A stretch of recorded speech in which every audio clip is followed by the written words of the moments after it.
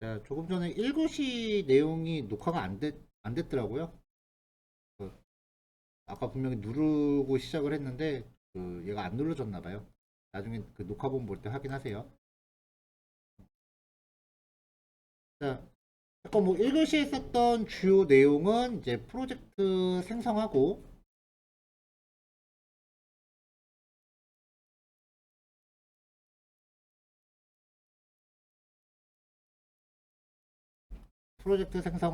컴포넌트에서는 스피너랑 테이블 두 개 이전 예제에서 가져왔고요. 그 다음에 헬퍼 폴더를 만든 다음에 몇 가지 파일을 가져왔는데 요거는 예전 자바스크립트 예제에서 가져왔어요. 그 중에서 요번 단원에 사용할 거는 익셉션 헬퍼랑 REGX 헬퍼 요 두 가지를 쓸 건데 스키 헬퍼랑 유틸 헬퍼는 뭐 지금 쓸 건 아니에요. 그래도 나중에 또 필요하게 될까봐 미리 그냥 복사를 해온 거고, 페이지는 이제 성적표 목록 그레이드 리스트가 지금 첫 페이지로 라우팅이 걸려 있고요.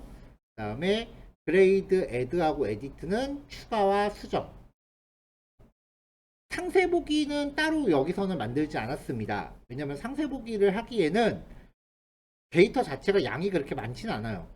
요걸 가지고 뭐 따로 상세 페이지를 만들 필요는 없을 것 같아서 상세 페이지까지 들어가진 않았어요.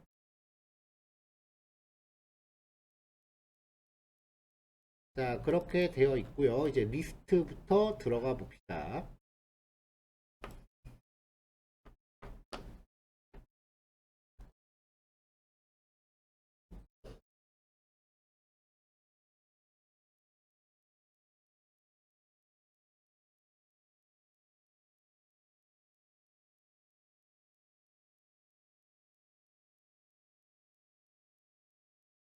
배포된 자료를 좀 확인하면서 할게요. 싱크가 조금 안 맞는 경우가 있는 것 같아서 싱크를 좀 맞추면서 진행해야 되니까.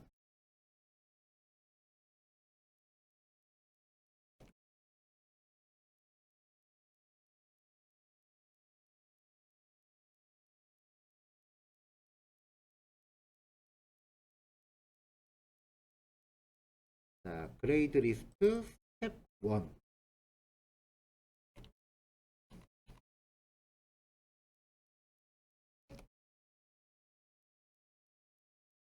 일단은 필요한 거 컴포넌트부터 참조를 하고요.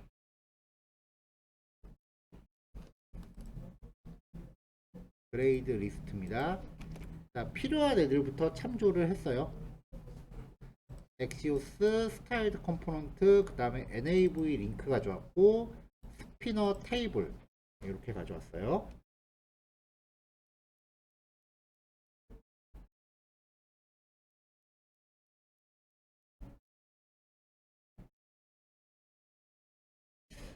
일단 여기다가 집어 넣을 게 그 성적 추가하기 버튼이에요.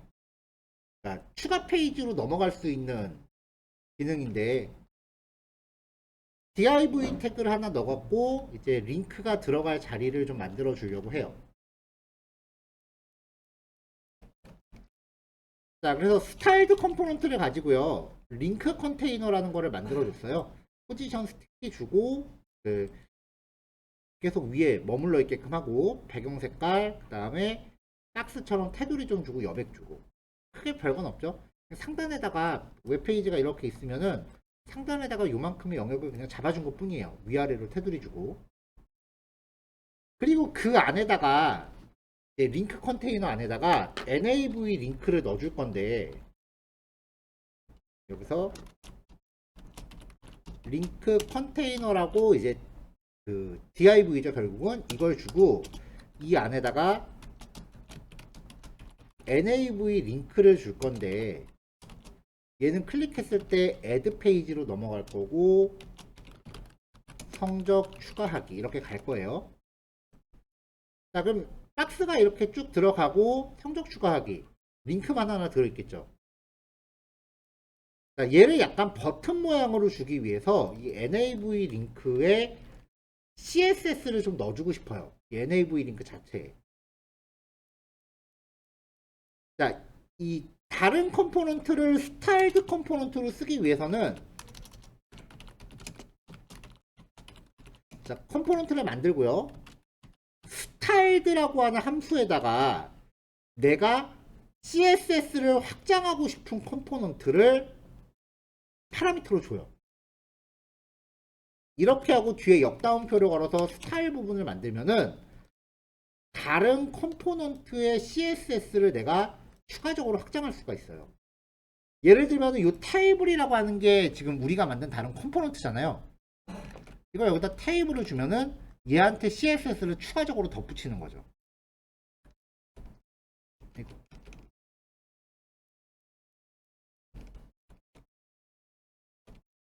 자, 얘한테 이제 약간 버튼 모양처럼 보이게끔 좀 꾸며 놓고요. 그럼 요 탑 링크라는 애를 여기서 NAV 링크 대신에 사용해 주면 되겠죠.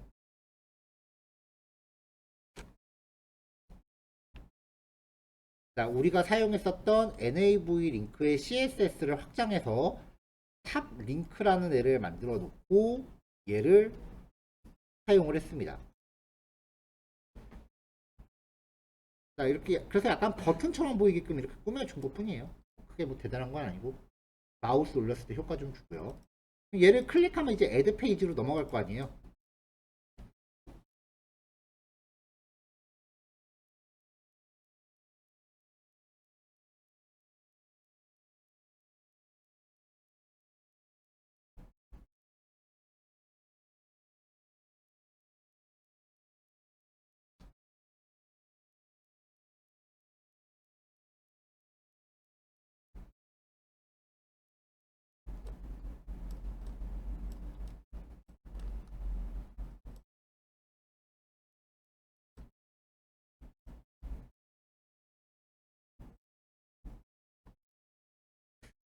그 다음에 이제 AJAX를 사용해서 성적표 데이터를 일단 쭉 불러올게요.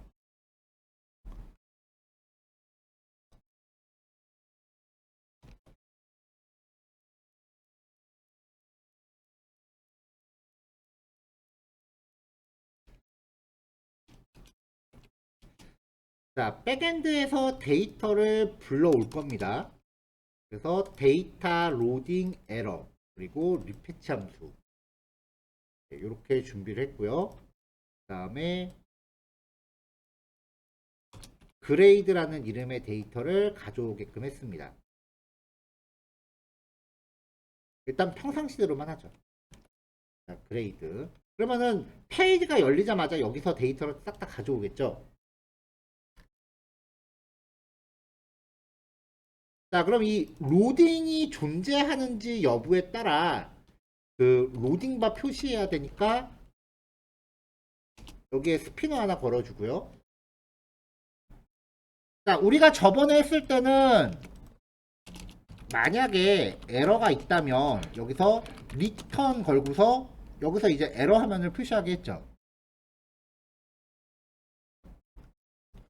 그러니까 if문을 걸어서 여기가 먼저 표시되게끔 하고 리턴을 해버렸으니까 밑에까지는 실행이 안 될 거 아니에요. 이 원리인데 또 다른 방식은요. 사실 맥락은 같아요. 에러가 있나 없나를 그냥 그 if문으로 나누는 건 똑같아요. 자, 여기서 에러가 있다면 그렇지 않다면 3학년선자로 나누는 거죠. 같은 얘기죠?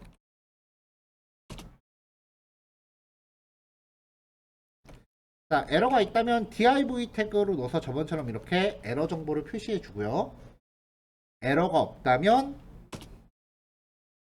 테이블 태그를 써서 우리가 만든 테이블 컴포넌트를 써서 표시될 항목들을 먼저 지정을 해 줍니다.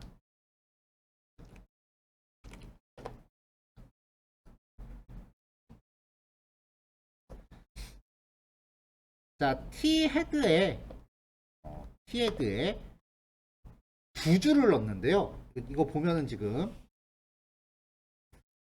자, 얘네 두 개는 지금 로우 스판이 2로 돼 있죠.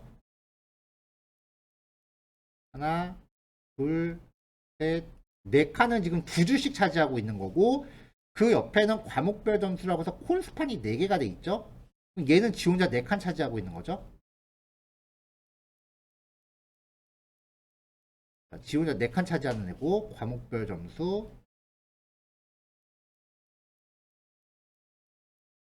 그 다음에는 콜스판 2, 2칸씩 차지하고 있죠? 2칸씩 차지하고 있죠? 자, 그 다음에 국어, 영어, 수학, 과학. 4칸을 줬어요. 마지막 거는 콜스판인데 로우스판도 2니까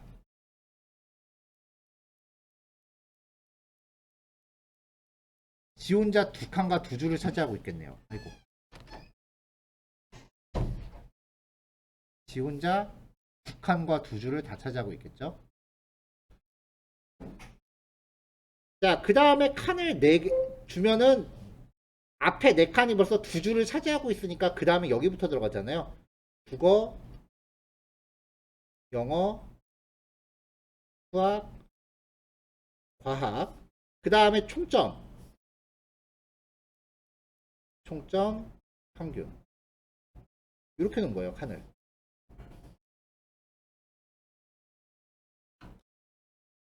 이렇게요. 여기에 이렇게 2줄이 되게끔.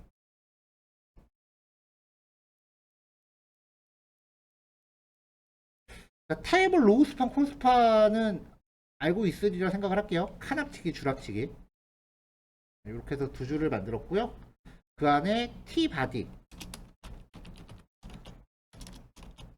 내용이 들어갈 영역 잡아주고,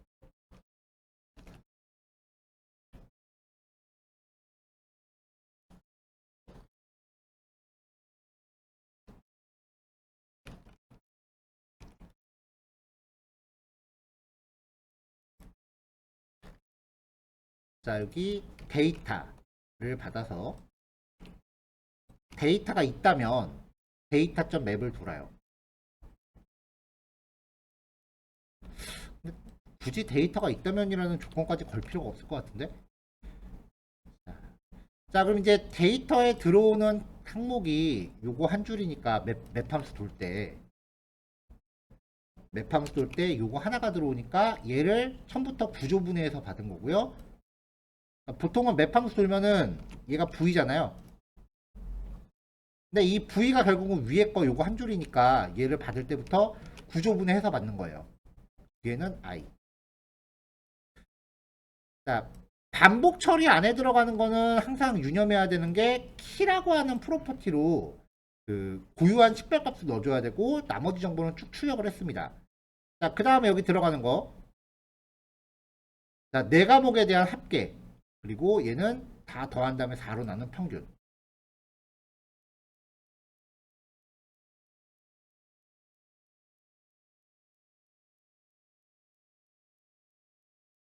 자, 이렇게 들어가 있는데, 지금 여러분들 배포된 이미지에는 여기 수정 삭제 버튼은 아직까지는 제시가 안 돼 있어요. 왜냐면 아직은 수정 삭제에 대한 단계가 아니니까. 그리고 수정 삭제 버튼은 저도 일단 빼놓고 진행할게요. 자, 위에 요 제이슨 지우고,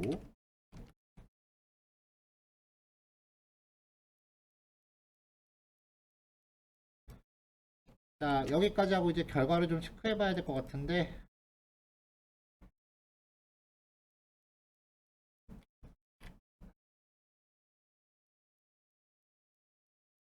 데이터가 있다면 그래서 하는 거구나.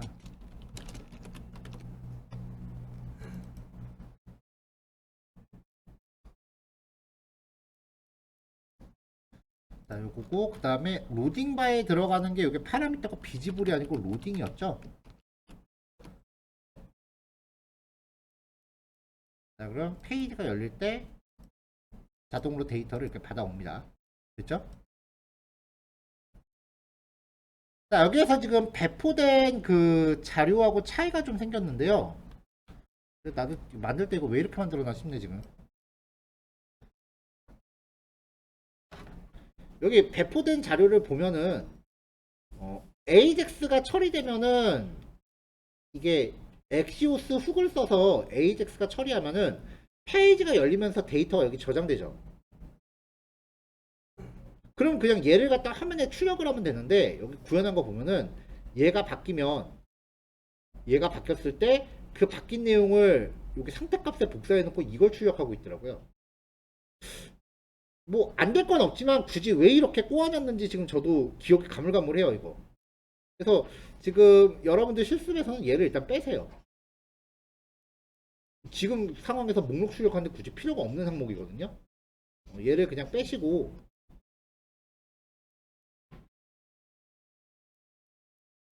얘를 그냥 제거하시고 그 다음에 얘를 다이렉트로 출력을 하세요.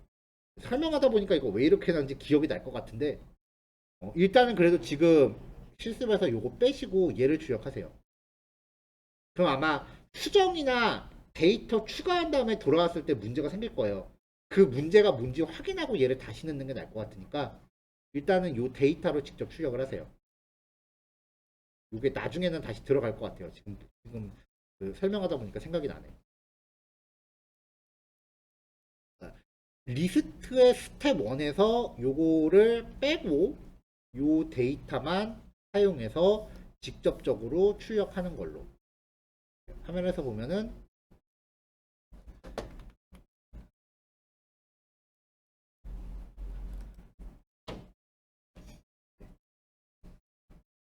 이렇게 되는 거죠. 요 데이터가 여기 직접 사용이 되는 거죠. 자, 근데 이 와중에 이 데이터가 있다면 데이터로 반복을 돌려라잖아요. 엔드 연산자는 앞에 게 참이면은 뒤에 것까지 보는 거니까 이 JSX에서 이 엔드 연산자를 쓰는 경우는 if 데이터가 있다면 의 의미를 가져요. 지금 요게. 그러면 이걸 왜 했을까요? 여기에 데이터가 있다면이 왜 들어가요? 이거 빠지면 에러 납니다.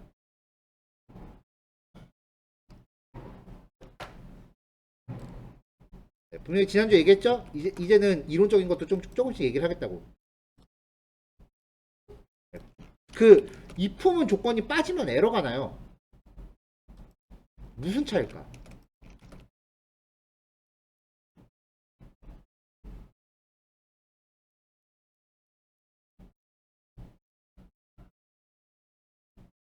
이런 게 여러분들이 기술 면접에서 받을 질문이에요.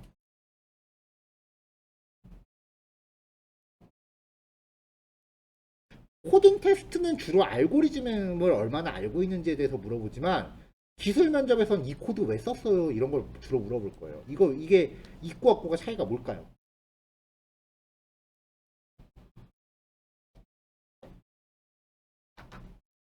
여기 자체 캐시 기능 방지함이라는 부분도 지금은 적용이 안 돼 있고 백엔드로부터 데이터를 불러오는데 왜 이게 있을 때만 반복해라랑 이 조건이 없을 때가 왜 차이가 날까? 분명히 이렇게 해서 에러하는 거 확인했죠.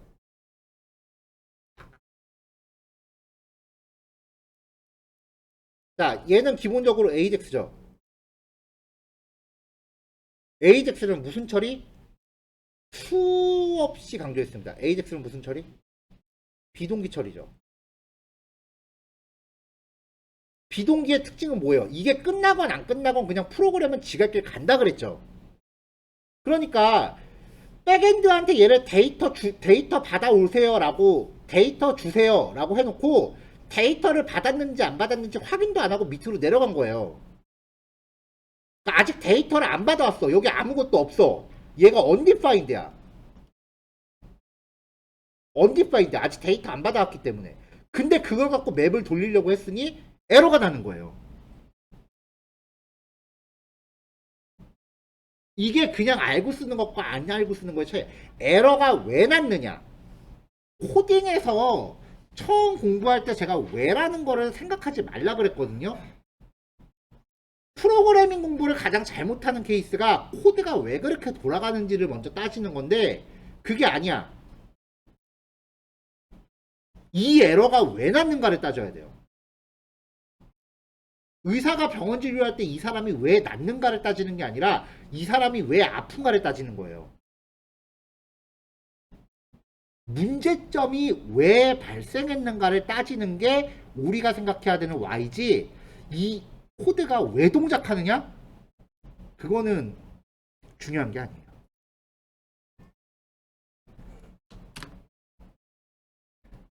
그래서 에러 메시지를 여태까지 계속 많이 보시라고 얘기를 한 거예요.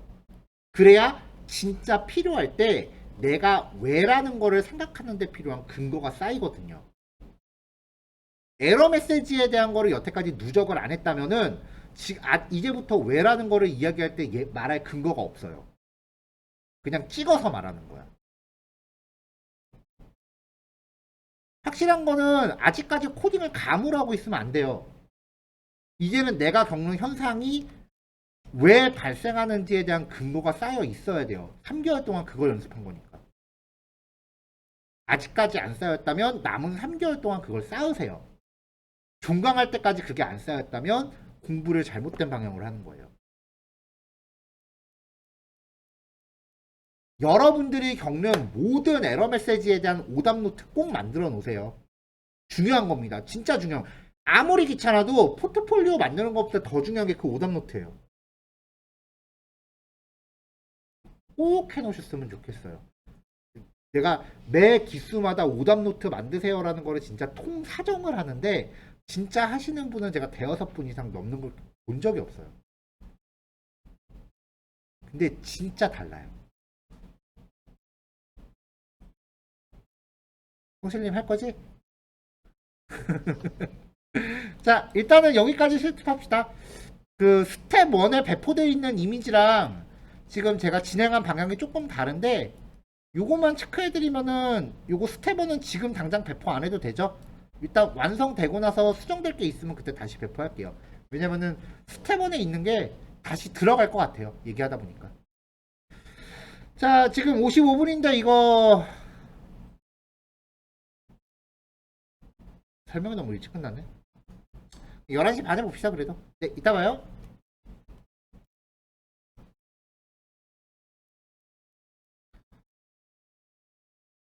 자, 목록이 이제 표시가 됐으면 성적 추가하기 버튼을 눌렀을 때 데이터 추가 기능으로 넘어갈게요. 그래서 일단은 이렇게 입력할 수 있는 화면을 먼저 구성을 해줘야죠. 그 다음에 이 저장 버튼을 눌렀을 때 동작할 뭐 AJAX 기능 같은 거를 그 다음에 구현을 해주면 되는데, 이게 전체적으로 지금 테이블이란 말이죠. 테이블, 어, 테이블에 이제 입력 필드를 집어넣기 위해서 숫자, 테이블에 이제 입력 필드를 넣기 위해서 우리가 만들었었던 그 테이블 EX를 약간 가공을 할 거예요. 테이블 컴포넌트를요. 자, 그래서 일단 기본 준비로 HTML 코딩을 먼저 해야 되니까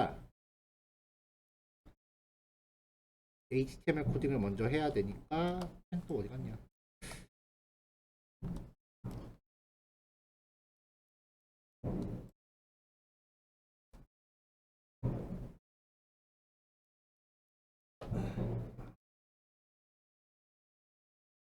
글자가 잘못 들어갔네요.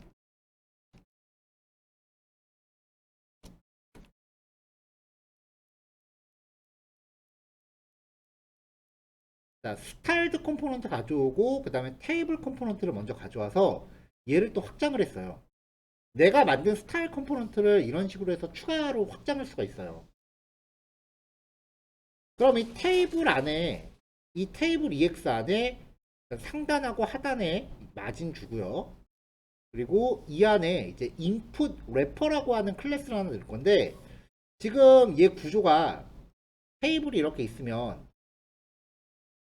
요 안에는 왼쪽에는 레이블을 넣고 오른쪽에는 인풋 태그를 넣을 거예요.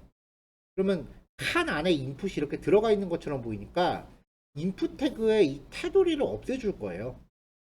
좀 자연스럽게 보이기 위해서. 그리고 그 안에 인풋 태그를 가득 채워줄 거예요. 인풋 래퍼한테 여백, 그리고 여백 없애고 포지션, 텍스트 얼라인 왼쪽, 그리고 점 필드 위치 잡아줬고요. 이게 테이블 칸 안에 인풋 태그를 집어 넣으면 아무리 딱 붙이려고 해도 약간 이렇게 떠요. 약간 이렇게 좀 텀이 생겨요. 아무리 딱 붙이려고 해도. 그래서 아예 포지션 속성을 줘서 좌표로 그냥 딱 붙인 거예요. 포지션으로. 그렇게 하려다 보니까 부모한테 포지션 릴러티브를 줄 수밖에 없었죠. 그래서 이 필드가 인풋 태그가 될 겁니다. 그 다음에 이제 위드스랑 페이트 100을 주면 이 테이블 칸 안에서 가득 차겠죠. 자, 레이블 태그 적당히 잡아주고요.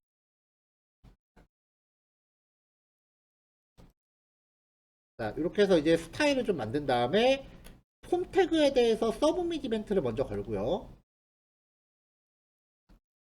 일단은 이거 왜 이렇게 죠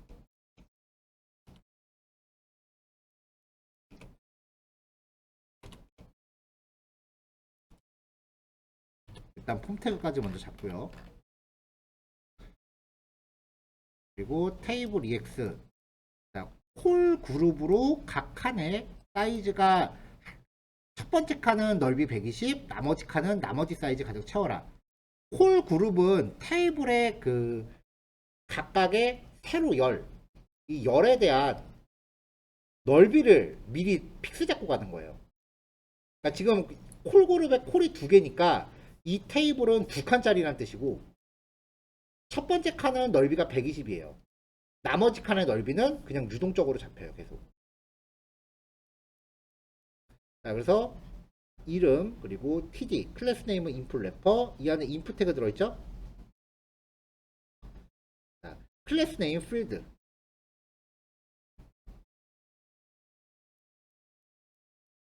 그럼 이 인풋 래퍼에 의해서 테이블 EX 안에 있는 인풋 래퍼가 요 클래스를 적용받게 되고 그 안에 필드는 인풋 태그잖아요.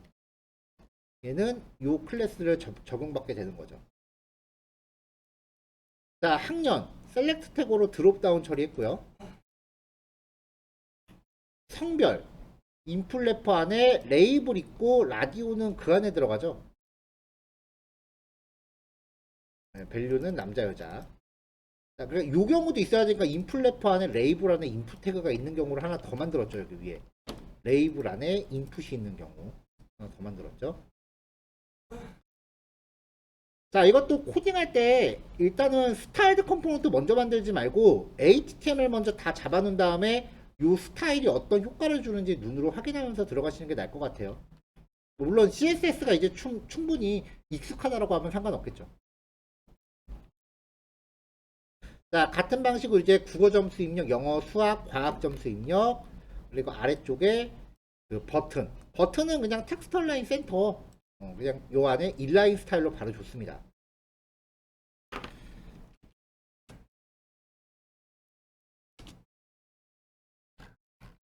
자, 딱 이렇게 입력에 대한 것들만 먼저 세팅한 겁니다. 별거 없죠?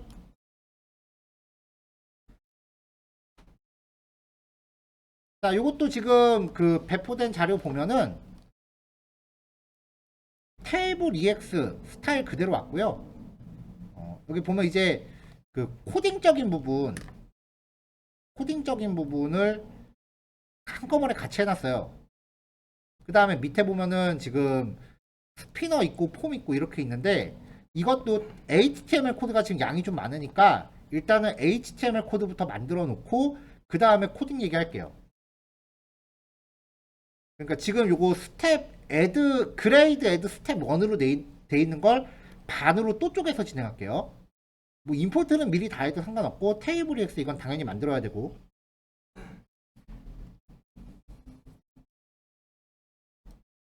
자, 지금 다 따라오고 있죠?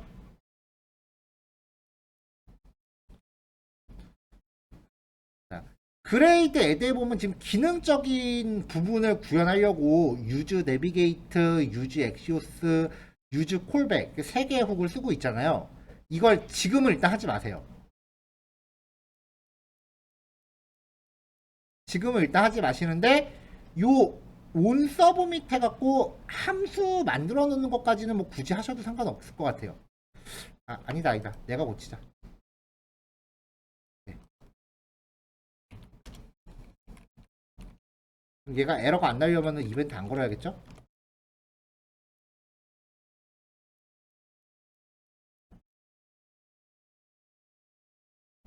자, 딱 요만큼만. 그냥 순수하게 HTML로만. 프로그래밍적인 거는 일단 다 배제하고. 왜냐면 이게 HTML 코딩이 시간이 좀 걸리는 작업이니까 이것만 먼저 진행한 다음에 코딩 내용을 이야기합시다. 자, 요거 20분 시간 들여도 될까요? 중간에 쉬는 시간 없이 바로 이어서 할게요. 12시에 봅시다.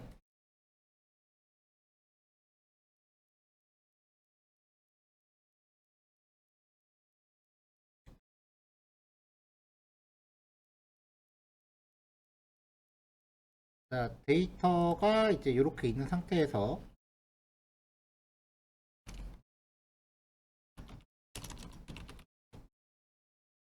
입력을 하고 버튼 누르고 저장 누르면은 이제 저장되고 페이지가 이제 확인 버튼 누르면 다시 목록으로 넘어가게 할 거예요. 그러면 이제 데이터를 확인했을 때 일단은 첫 번째에서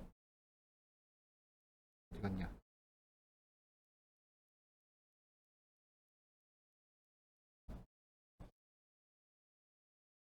어디 갔죠?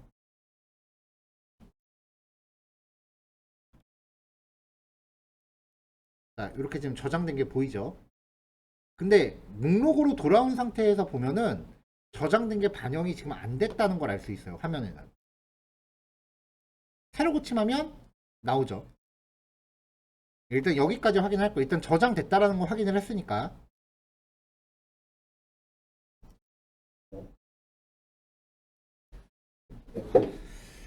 자, 관련 기능을 처리하기 위해서 일단 저장 처리를 위한 그 AJAX 관련 부분들을 가져올 거예요. 임포트 할 때 뭐 순서는 상관이 없어요.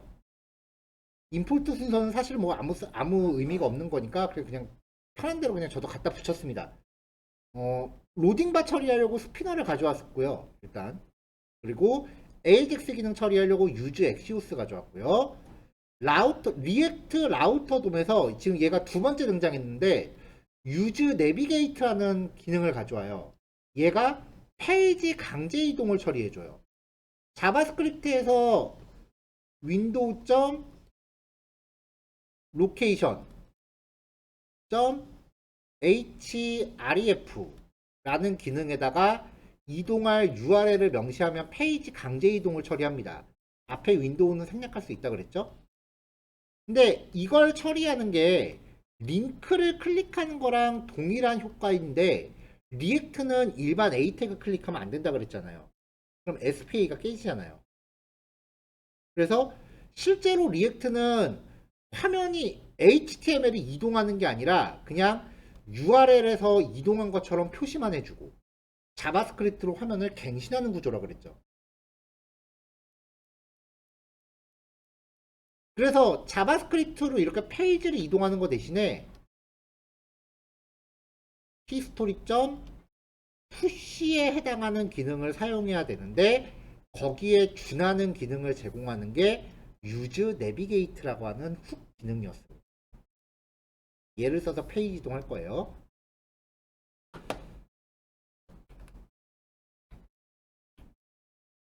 자, 얘를 쓰려면 use navigate 함수 호출해서 함수를 하나 리턴 받아요. 얘한테 이제 이동할 그 경로를 파라미터로 전달하면 되고요. use axios를 써서 포스트 방식으로 전송할 그 저장하기 위해서 포스트 방식으로 전송할 AJAX를 정의하는데 얘는 특이사항이요. 자동 실행하면 안 돼요. 저장 버튼 눌렀을 때 실행해야 돼요.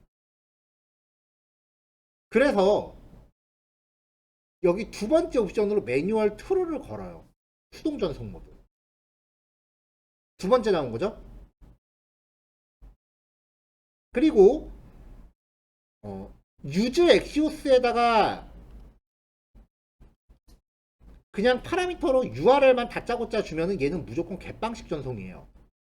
포스트 방식으로 전송하기 위해서 파라미터를 세분화해서 전송할 주소와 전송 방식을 지정해야 CRUD를 만들 수 있습니다. 이게 포인트예요. UEG에서. 여태까지 우리가 했었던 거는 겟 방식으로만 전송을 한 거였는데 이번에 포스트 방식으로 전송을 한번 또 해보기 위해서 파라미터 전송할 때 파라미터가 세분화됐다. 근데 여기에 전송할 내용은 데이터라고 해서 또 제이슨으로 이렇게 걸어줘야 되는데 파라미터는 아직 안 들어갔어요. 리드미 파일에 이거 정리되어 있으니까 확인하세요. 파라미터가 왜 안 들어갔냐?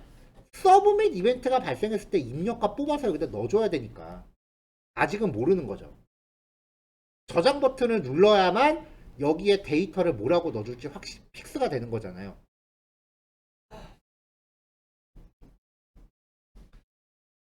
그리고요, 입력, 수정, 삭제. 얘네들은 데이터를 따로 받을 필요 없습니다.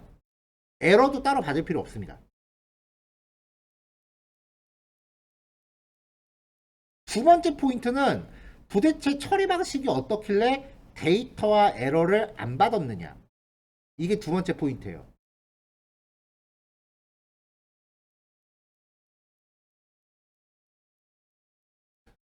서브 및 이벤트 폼 태그에 서브 및 이벤트를 걸었고요. react.use 콜백해서 서브 및 이벤트 받았습니다. 이 use 콜백은 지금 마우스 커서가 이 use 콜백은 위에서 임포트를 따로 안 했기 때문에 react 점으로 접근했어요. 이거 아무 차이 없다 그랬죠?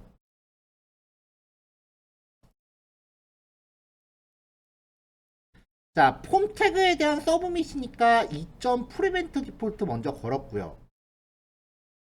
안 그러면은 이걸 안 주면 이 폼 태그라는 녀석은 입력한 내용을 어디론가 전송하려고 드는데 자꾸 어디론가 전송하려고 드는데 이 전송이 실제 페이지 이동이에요. 근데 이 페이지 이동이라 하면 리액트의 동작 방식에 반하는 형태예요. 실제로 HTML 페이지가 넘어가니까. 그래서 그걸 막아줘야 돼요. 이때 전송은 액션 속성에 명시된 페이지로 이동을 하는데 여기에 지금 액션 속성이 명시가 안 돼 있어요. 그러면 얘는 자기 스스로한테 자꾸 전송하려고 들어요. 결국은 새로 고침되는 효과가 발생한다는 거죠. 그걸 방지하려고 2점 프리벤트 디폴트를 폼 태그 서브밋에서 무조건 처음에 걸고 시작합니다. 여러 번 강조했죠? 자, 그러면 그 다음에 이제 입력값을 전송하기 전에 입력값이 제대로 발생했는지 유효성 검사를 먼저 해줘야 돼요. 그 다음에 이제 내용을 전송을 해야죠. 일단은 입력받은 값을 그 입력 유효성 검사가 진행이 먼저 됐다라고 가정하고 일단 요 코드는 여기서는 일단 생략을 했어요. 왜냐면은 이게 지금 메인은 아니거든요. 이 내용이. 일단 저장이 되는 거 먼저 확인한 다음에 여기 요 유효성 검사는 그 다음에 따로 다른 거 다 구현한 다음에 보충을 합시다. 일단은 실습할 때 유효성 검사 빼고 하세요. 이거 뭐 지금 당장 굳이 일일이 하나하나 다 할 필요 없으니까.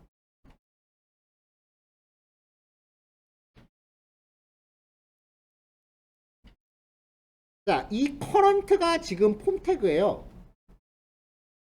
이 폼 태그에 점 해서 들어가는 게 얘네들이 인풋 태그의 네임 속성 값이었죠.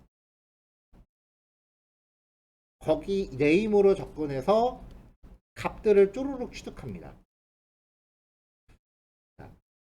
특이사항은요.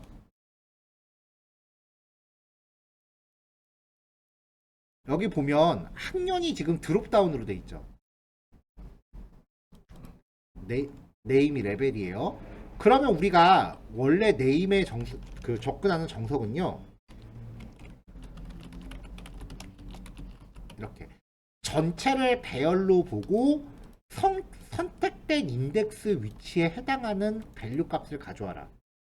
이렇게 접근했던 게 우리가 여태까지 해왔던 방식입니다. 이게 여전히 정석이에요.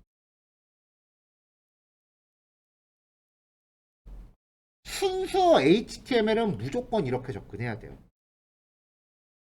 근데 리액트는 그냥 밸류라고만 해도 값을 취득해줘요. 리액트일 경우에만 이래요. 만약에 순수 HTML이라면 무조건 이렇게 가야 됩니다.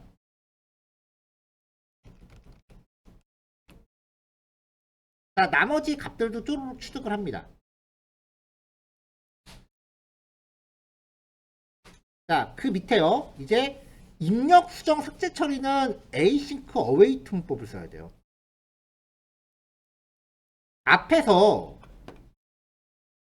엑시오스를 지금 수동 전송으로 나가버렸죠.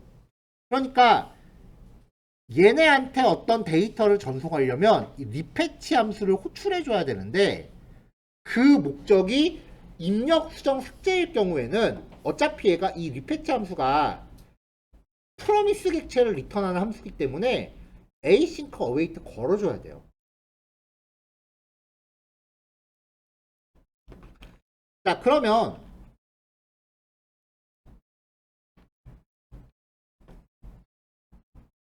await 리패치 라고 하면서 데이터를 여기 세팅을 해주는 거죠. 데이터를 전송할 데이터죠. 아까 취득한 입력값들을 백엔드한테 보내고 싶은 파라미터 구조로 만드는 겁니다. 그럼 얘네가 백엔드한테 보내는 변수 이름, 뒤에 거는 전송할 값이 돼요. 자, 그럼 이렇게 리스폰스라고 받아와서 response.data라고 한 다음에 미리 준비한 변수에다가 저장하면은 이게 백엔드한테 받은 응답 결과가 되죠. 전송 방식이 포스트니까 백엔드 데이터는 실제로 이거 하나를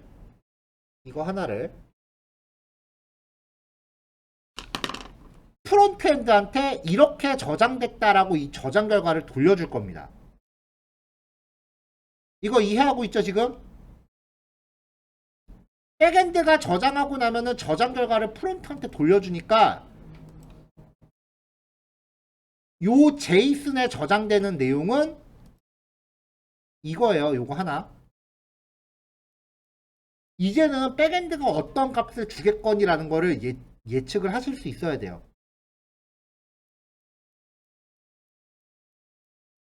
자, 그래도 혹시 몰라서 저장된 데이터 확인이라고 로그를 한번 찍어봤어요.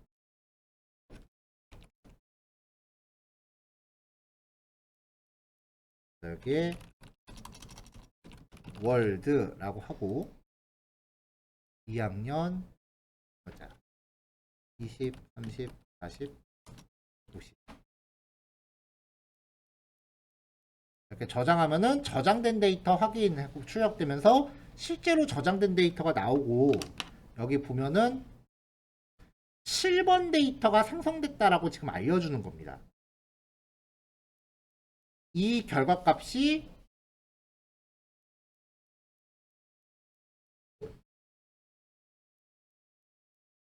요 제이슨이라는 변수에 담기는 거죠. 자, 그리고 이제 윈도우 이게 또 리액트일 때 특이사항인데 신기하게 윈도우.알럿이 아니 그냥 알럿으로 하면 동작 안 하더라고요. 리액트에선 윈도우.알럿으로 해야 저장되더라고. 이게 좀 특이했어요. 자, 그 다음에 내비게이트 함수한테 이동할 URL을 줍니다. 그러면은 다시 첫 페이지로 넘어가죠.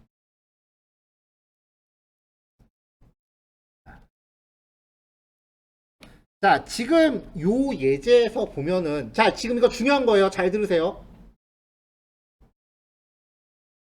지금 이 예제에서 보면 응답 결과를 받기 위해서 제이슨 변수를 만든 다음에 리패치 호출하고 저장 결과, 응답 결과를 여기다 담았어요. 그래서 이 안에 있는 실제 응답 결과를 제이슨 변수에다 여기다 담았죠. 그리고 나서 출력만 하고 끝나요. 그러면 실제로 만들 때 저장된 결과를 콘솔에 출력할 일은 거의 없어요.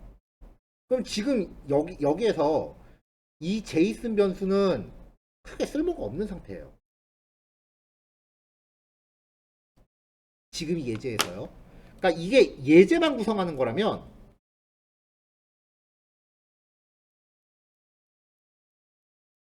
그냥 이렇게 끝내버려도 될 일이에요. 따로 리턴 안 받고 끝내버려도 돼요.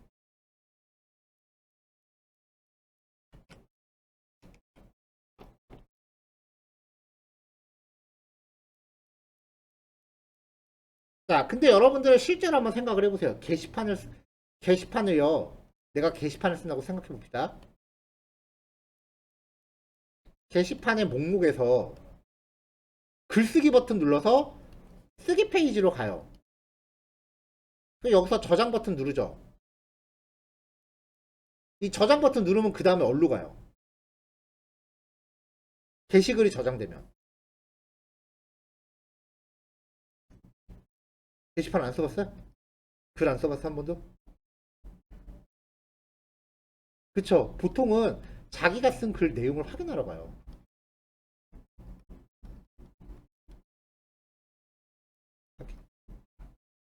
그러니까 읽기 페이지로 간다고요. 자, 장바구니가 있어요. 장바구니에서 내가 결제 버튼을 누르면은 결제하기 페이지로 넘어가죠. 뭐 배송지 입력하고 뭐 쿠폰 적용하고 그런 페이지 있잖아요. 거기서 저장이 완료되면 다시 장바구니로 가나요? 결제 완료로 가잖아요. 결제 완료. 그러니까 실제로 어떤 쓰기 처리가 발생을 하게 되면은 그 결과를 확인하기 위한 페이지로 넘어가야 돼요.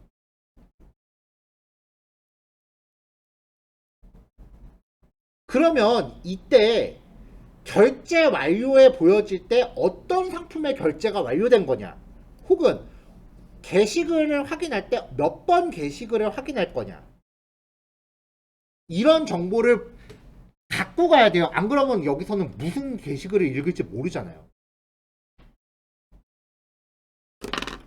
그래서 여기 제이슨 데이터 있잖아요. 그래서 실제로 페이지를 강제 이동할 때는 만약에 돼 있다면 뭐 리드라는 페이지가 있다면 리드 한 다음에 콜론 찍고 json.id, 아 콜론이 아니구나, 이렇게 가야 되는구나, 이런 식으로 내가 데이터를 저장하는 시점에는 여기에서 id 값이 뭔지 알 수가 없어요. 어떤 식별 값을 갖게 될지 알 수가 없어.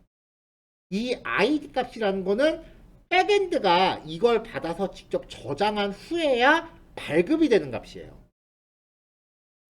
근데 내가 데이터를 읽으러 가려면 여기에 몇 번 데이터 읽을 건지 345번 게시글을 읽을 거다라고 하면 슬래시 리드 슬래시 345 이런 식으로 몇 번 글에 대한 정보가 URL 들어가야 돼요.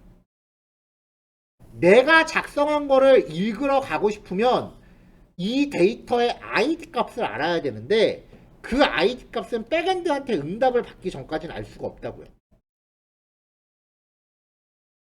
그러니까 포스트 처리를 하고 나면은 백엔드한테 반드시 그 데이터의 포스트의 결과로 발생한 식별값을 받아서 다음 페이지로 넘겨줘야 돼요. 이게 찐 중요한 거예요. 이거를 상태 유지라고 해요.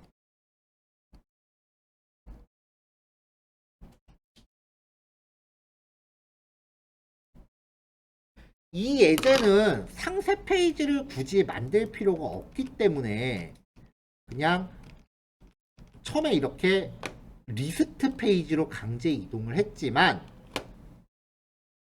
실제로 만들 때는 이 응답 결과 안에 있는 id 값을 써서 페이지 이동을 해야 된다 라는 걸 강조하려고 지금 여기에서 쓰지도 않을 변수를 만들어 놓은 거예요.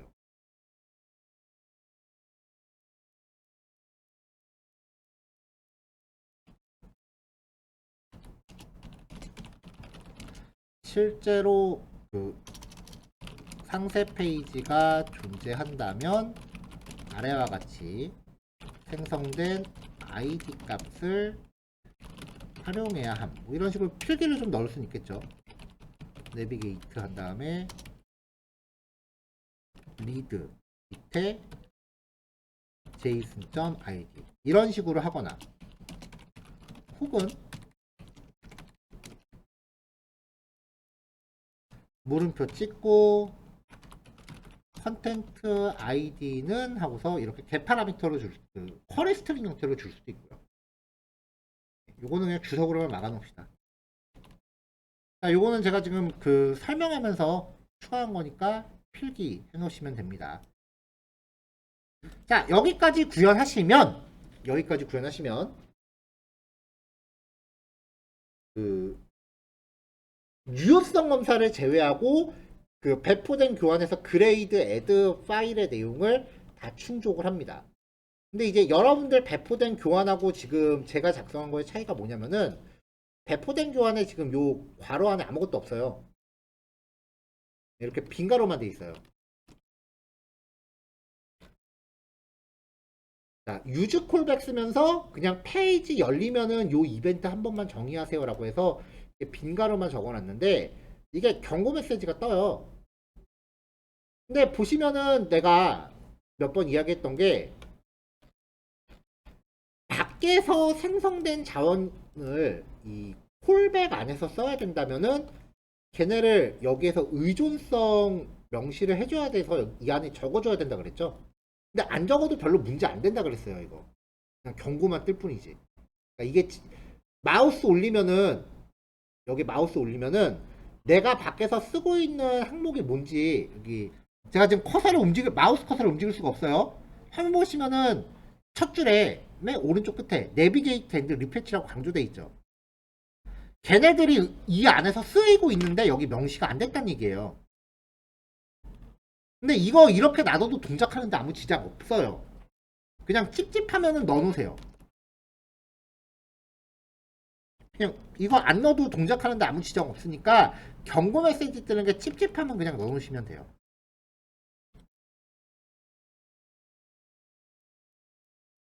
자, 그럼 여기까지 하면 이제 데이터가 추가는 되는데 추가됐다라는 게 여기 화면에 반영은 안 됩니다. 새로 고침해야 반영이 돼요. 그럼 다음 단계는 이게 왜 그러는지 알아보고 이거를 먼저 바로 잡을 것부터 먼저 생각을 해봐야죠. 그 다음에 이제 수정 삭제가 들어가야 되고. 자, 잠깐 쉬었다가 요거 애드까지 완성하시면 되겠습니다. 일단 오늘은 1시까지 요거 실습하시고요. 1시에 모여서 목록 페이지를 완성하는 것까지 설명을 할게요. 대신에 오후 중간 신호 조금 늦추는 걸로 하고. 네, 오늘 시간이 조금 걸리더라도 요 CRUD 완성할 거예요. 내일부터 리덕스 해야 되니까요. 자, 이따가 1시에 봅시다.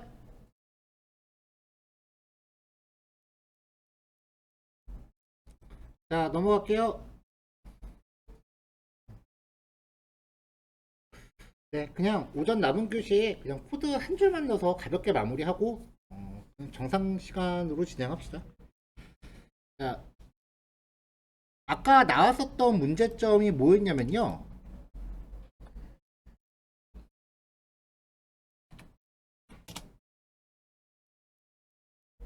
데이터를 추가한단 말이에요.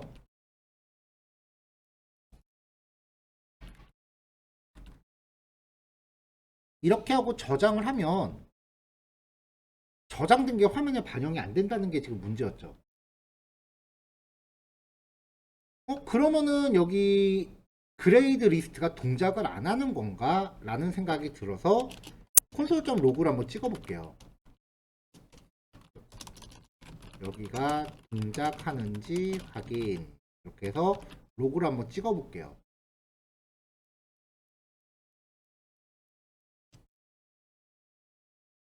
자, 여기가 동작하는지 확인이라고 로그가 분명히 나왔어요.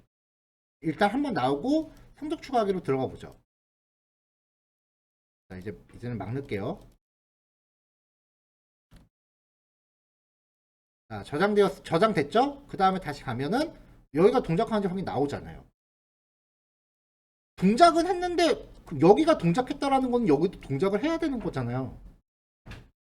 데이터가 안 바뀐다고요.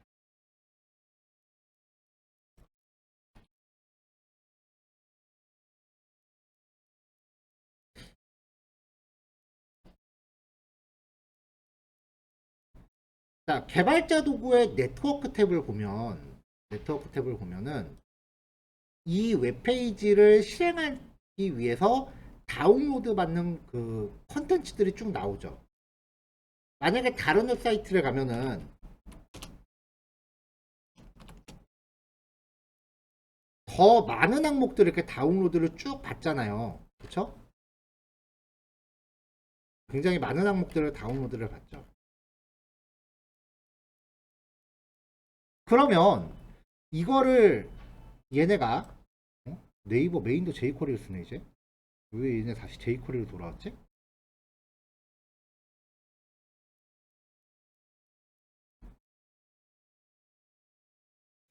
네이버가 갑자기 jQuery로 돌아왔네요. 특이하네. 하긴 jQuery 좋긴 해. 자, 여기서 새로 고침을 하면 이 파일 또 다운로드를 쭉 받아요. 또 새로 고침을 하면은 또 다운로드를 쭉 받아요.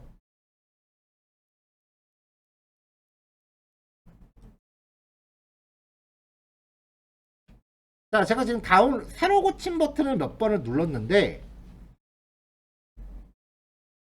새로 고침 버튼을 몇 번을 눌렀는데, 그럼 그때마다 이 파일이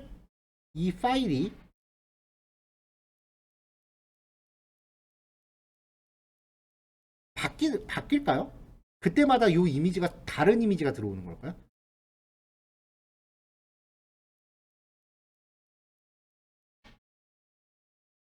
여기 요 반도체 요 사진을 봅시다. 요 이미지가 그때마다 뭐 새로운 이미지가 내려오는 건 아니에요. 똑같은 이미지가 계속 들어오는 거죠. 그러니까 처음에 접속했을 때 이만큼의 파일을 다운로드를 받았는데 새로 고침한다고 해서 이 파일을 얘네가 또 다운로드 받는가를 생각해 보자는 거예요, 지금. 새로 다운로드 받지를 않아요.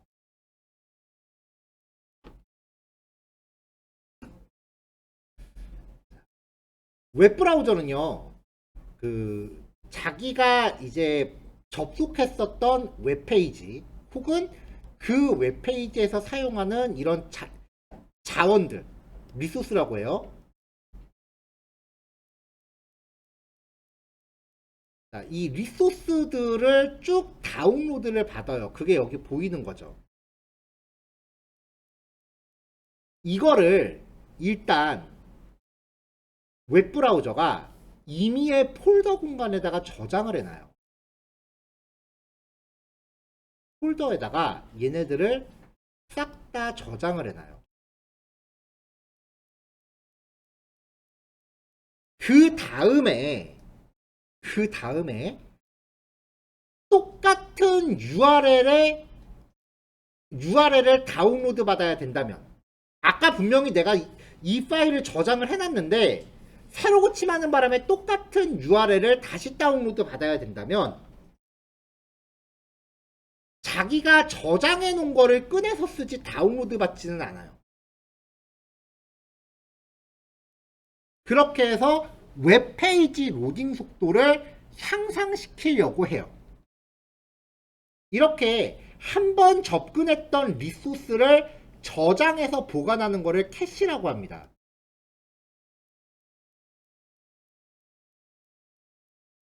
이게 이렇게 취지로만 보면은 굉장히 좋은 기술이거든요.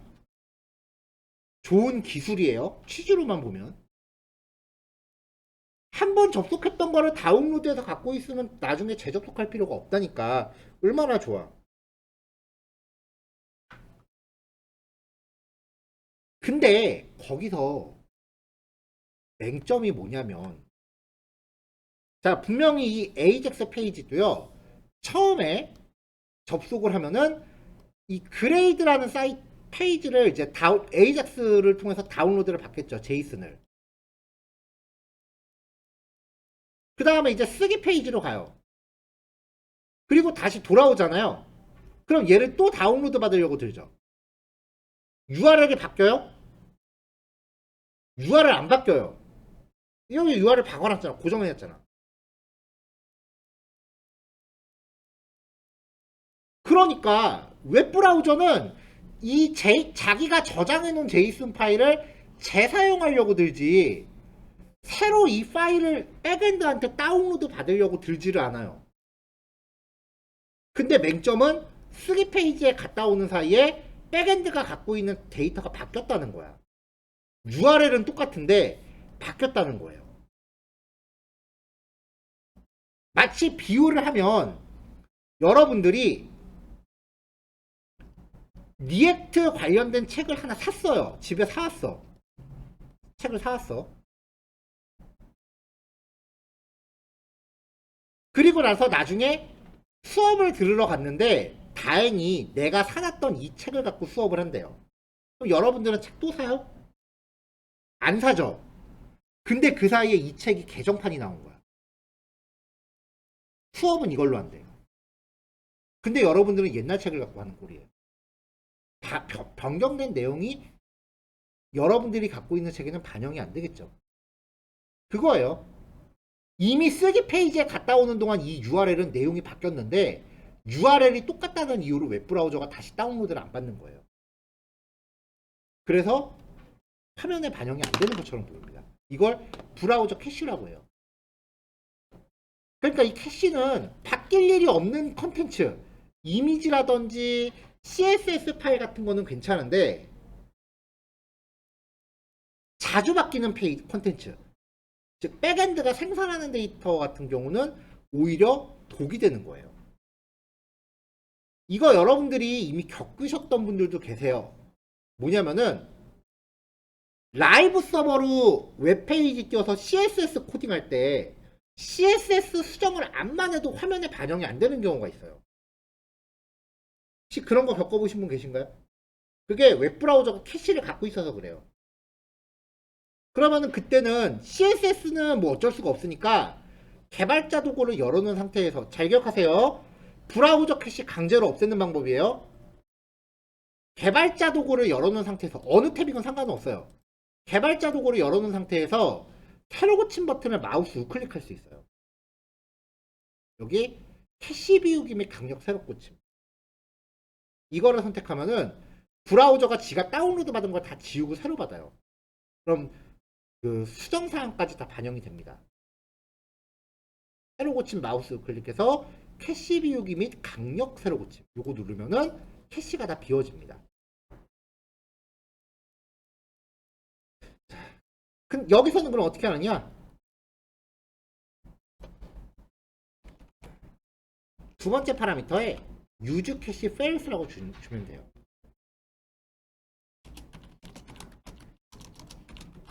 쓰기 페이지, 수정 페이지에 방문하여 데이터가 변경되더라도 다시 목록 페이지로 돌아오면 엑시오스는 캐시된 제이슨을 활용하기 때문에 데이터의 변경사항이 화면에 반영되지 않습니다. 이를 방지하기 위해 캐시를 사용하지 않도록 옵션으로 명시해야 됩니다. 네, 요게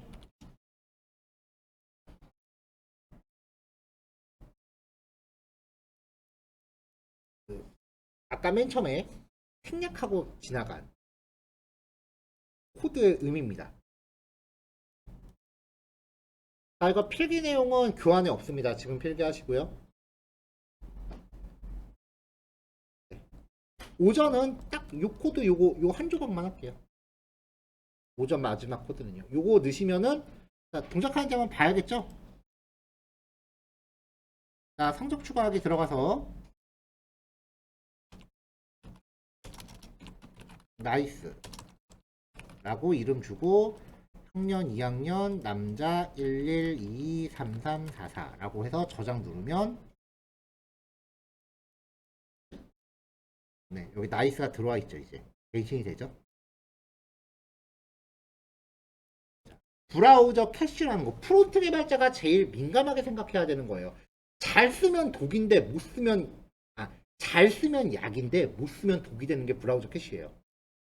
그래서 프론트 개발자가 굉장히 민감하게 생각해야 되는 게 브라우저 캐시 제어입니다. 어떨 때 캐시를 쓰고 어떨 때 캐시를 안 써야 되는지 그걸 잘 판단해야 돼요.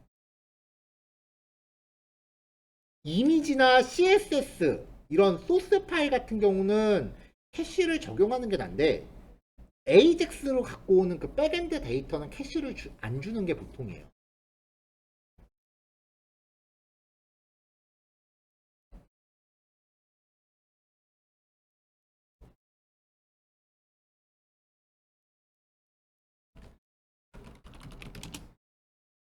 자, 일반적인 HTML 작성할 때 스타일스 참조할 때 링크 rel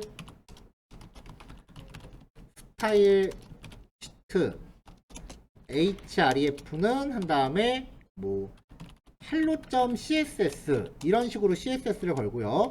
그 다음에 자바스크립트 처리할 때 스크립트 src는 world.js 이런 식으로 걸죠. 자, 이렇게 걸어놓고 나니까 요 파일이 변경됐다라는 게 반영이 안 돼서 자꾸 캐시를 하기 때문에 그래서 캐시 비우기나 강력 새로 고침 기능을 쓰는 경우가 있는데 이 캐시 같은 경우에는요. 캐시 같은 경우엔 URL 단위로 저장이 돼요. URL이 완벽히 일치해야 돼. 그래서 캐시 비우기 같은 거 쓰기 좀 귀찮으면 URL을 바꿔주는 방법이 있어요. 어떤 식으로 바꾸냐면은 물음표 한 다음에 여기다가 번은 2022년 11월 07일 뭐 이런 식으로 시간이나 뭐 이런 것을 넣는 거예요. 해놓고 13시 18분 땡땡초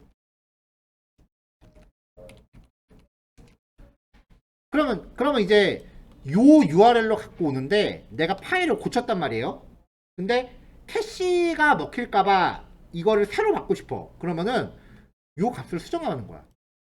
14시 18분 땡땡초 이런 식으로. 그러면은 URL은 바뀌어서 브라우저는 캐시를 버리고 새로 받아요. 하지만 요 CSS한테 쿼리 스트링 보내봤자 아무 소용 없어요. CSS는 쿼리 스트링 줘도 못 받아. 브라우저 입장에서는 URL이 바뀐 건데 CSS 입장에서는 줘도 못 먹는 걸 준 거니까 아무짝에 쓸모가 없는 거죠. 그러니까 이렇게 쿼리 스트링을 하나 붙인 다음에 요 값을 수시로 바꾸면 캐시를 버리고 새로 다운로드 받는 효과가 나요.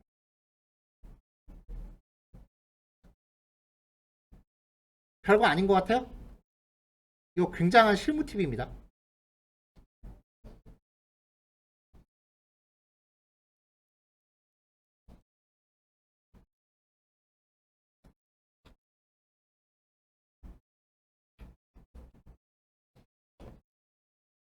이런 식으로 파일 이름을 계속 변조를 주는 거예요.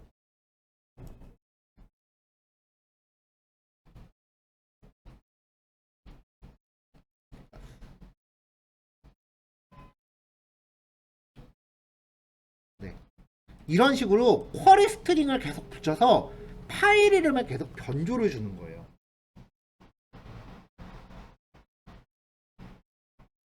같은 내용인데 설명할 때 듣는 거랑 딱 얘네 사이트에 적용되어 있는 거 보면 느낌이 확 다르죠.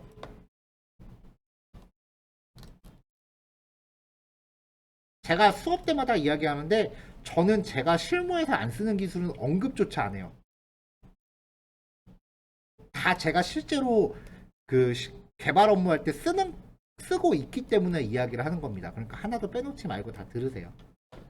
자, 오전 내용 여기서 정리합시다. 예, 식사 잘 다녀오시고요. 실습은 꼴랑 요거니까 따로 실습 시간 할애 안 해도 되죠? 네, 근데 중요한 얘기 한 거니까 잘 갈무리 하시고요. 이따가 중간 신호 시간에 만납시다. 2시 반에 시작할게요. 자, 식사 맛있게 하시고 이따 오후에 봅시다. 자, 오후 수업 내용은 간단한 거부터 합시다. 그러니까 오전 마지막 것처럼 좀 간단한 거예요. 그 작성 페이지를 보면은 여기서 저장하기 버튼을 눌렀을 때 저장 중이다라는 걸 보여주기 위해서 로딩바가 잠깐 나왔다가 사라지게끔 하려고 했었는데 스피너를 지금 임포트만 해놓고 아직 사용을 안 하고 있어요. 그레이드에 대해서. 얘를 갖다 넣어보자고요. 자, 이 스피너를 사용하려고 여기 유즈 엑시오스의 로딩 여부 값도 가져왔습니다. 그러면 이제 쓰기만 하면 돼요. 여기서. 자, 얘를 사용만 하면 되는데 스피너 로딩은 로딩.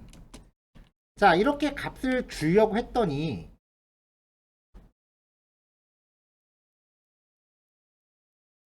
잠깐만요. 펜이 어디 갔냐 또. 얘는 맨날 사라지네.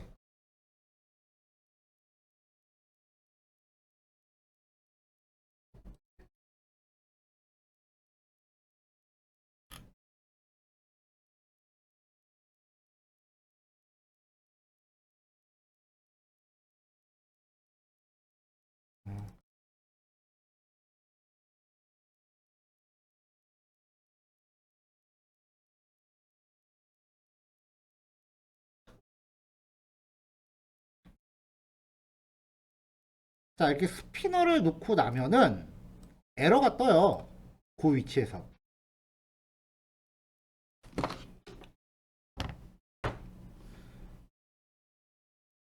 스피너를 적용하고 나면은 이 위치에서 지금 에러가 나타나요. 이게 왜 그러냐면은 JSX로 리턴되는 이 리턴은 처음에 강조했던 거죠. 반드시 단 하나의 HTML 태그와 같은 단 하나의 태그 구조만 반환이 돼야 돼요. 만약에 여기에 복잡한 구조가 있다면 이거를 뭔가 다른 걸로 하나 또 감싸서 줘야 된다라고 했어요. 이렇게. 그래서 어찌됐건 딱 이렇게 하나로 접힐 수 있어야 돼요. 근데 스피너를 넣겠다고 이렇게 위에다 스피너를 추가하는 순간 여기 안에가 두 개가 돼버리잖아요.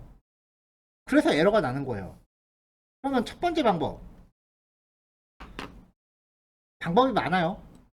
이 스피너를 폼 안으로 넣어버리는 방법이 하나 있겠죠. 어차피 얘는 포지션으로 화면 위에 떠 있는 상태가 될 거니까 어느 위치에 들어가고 상관은 없거든요. 이렇게 넣는 방법이 하나 있고, 두 번째 방법. 그러면 여기를 div라도 감싸주면 되지. 이게 두 번째 방법. 근데 고작 이거 하나 넣겠다고 div를 또 넣기가 만약에 좀 애매하다던가 아니면 결정적으로 이 div를 넣게 되면은 CSS 셀렉터가 바뀌잖아요. 특히 자손 셀렉터가 아니라 자식 셀렉터를 많이 쓰면은 태그가 중간에 뭐가 이렇게 낑겨 들어가면 CSS가 다 바뀌는 경우가 있다고요. 그래서 이걸 넣음으로 인해서 만약에 CSS 선택자가 바뀌어야 된다면 플래그먼트라는 걸 쓰는 방법이 있어요. 오늘 이건 리액트 시작하고 처음 소개하는 거예요. 별거 아니고요. 태그 없이 괄호만 넣어요. 그러면 태그 하나 안에 몰려있는 걸로 인정을 해줘요. 근데 이게 차이가 뭐냐면은, 자, 그냥 div 태그를 넣은 경우에요.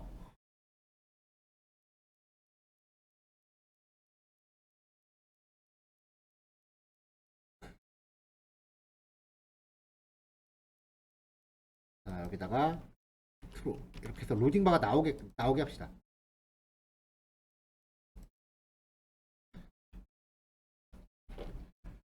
자, 이렇게 하면 지금 HTML 구조 잘 기억하세요. 상단 제목이 있고요. 이게 지금 로딩바예요. 요거. 그리고 밑에 폼 있죠. 그래서 얘를 감싸고 있는 div가 지금 여기 있는 거예요.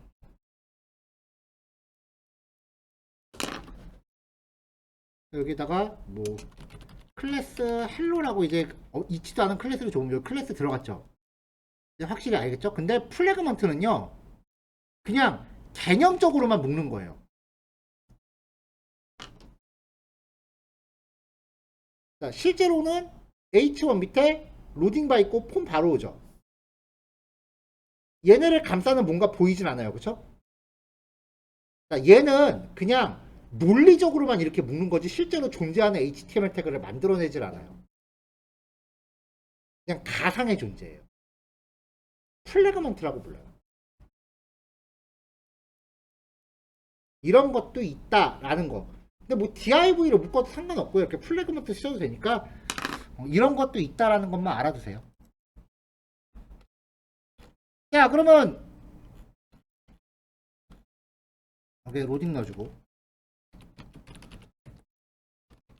자, 요번에 그레이드 애드에 여러분들이 작업하실 거는 요거. 자, 네. 요거 넣고 잠깐 물 한 잔 마시고 3시에 시작합시다.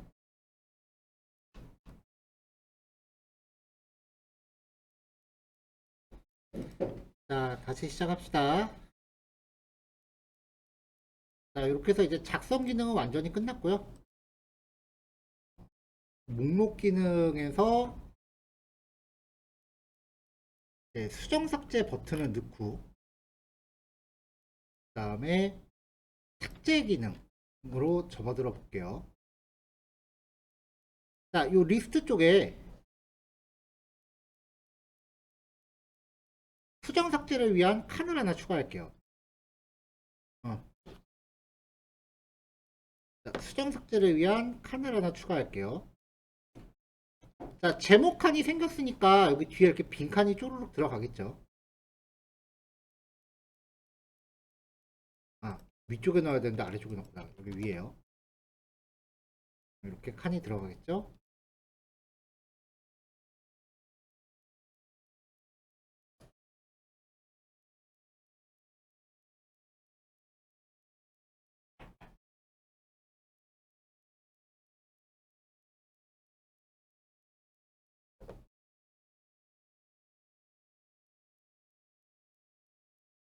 자, 지금 여러분들 갖고 계신 교환에서는 그레이드 리스트 스텝 2에요. 수정 상태 칸이 들어갔고요. 그 다음에 아래쪽에 수정하기와 삭제하기 버튼이나 링크를 넣을 겁니다.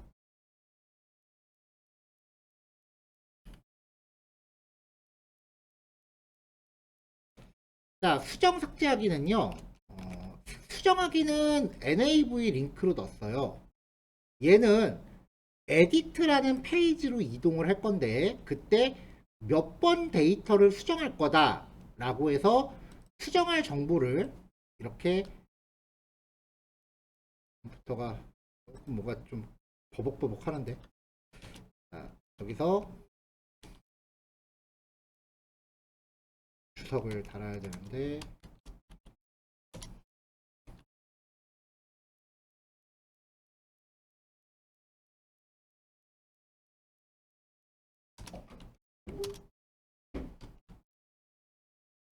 이게 왜 글씨가 이렇게 안 써지지?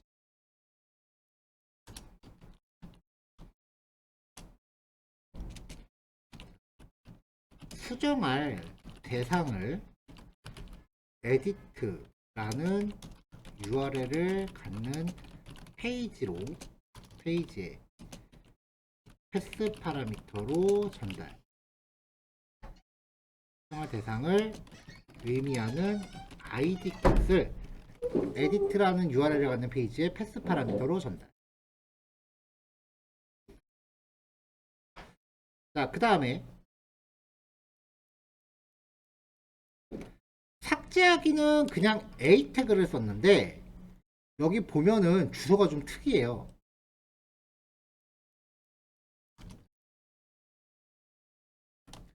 샵 한 다음에 느낌표는 일반 HTML 페이지에서 a 태그에 적용하는 샵과 동일해요. 그러니까 지금 요 a 태그는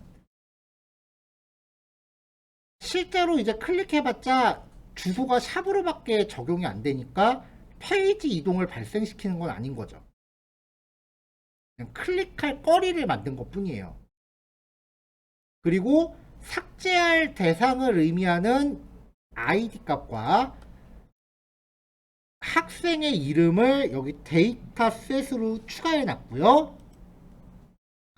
클릭했을 때 on delete 클릭이라는 이벤트를 발생시키려고 이벤트 핸들러 붙여놨습니다.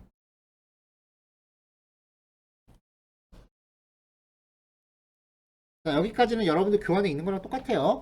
자, 그 다음에 이제 그럼 저 버튼을 눌렀을 때 on delete 클릭을 발생을 해야 될 거 아니에요. 그래서 삭제 버튼 클릭했을 때 발생할 이벤트 핸들러를 넣어요.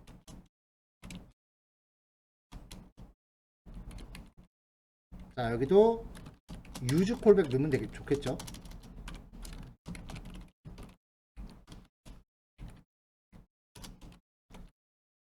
use 콜백은 위에서 임포트 해오는 게 좋겠죠.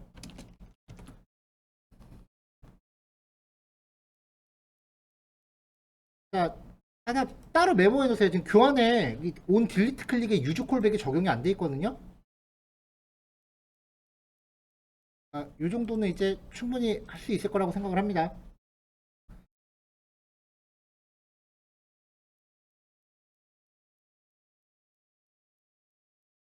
자, 그러면 이제 요 이벤트가 발생을 하면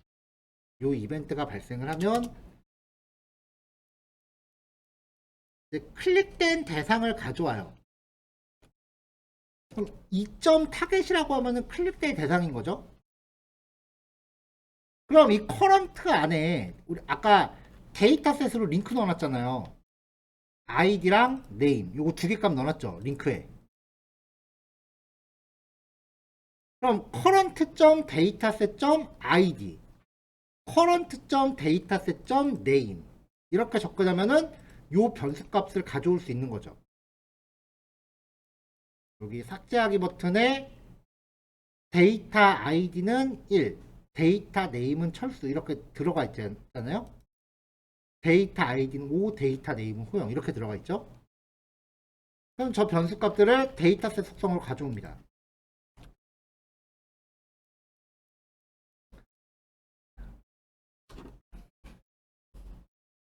자, 이 id 값은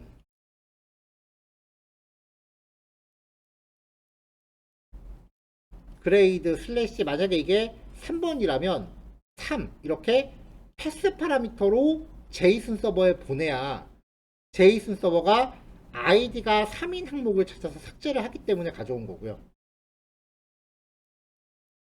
그 다음에 네임은 학생 이름은 그럼 왜 가져왔느냐? 이 학생 이름 값은요 그냥 지울 수는 없잖아요.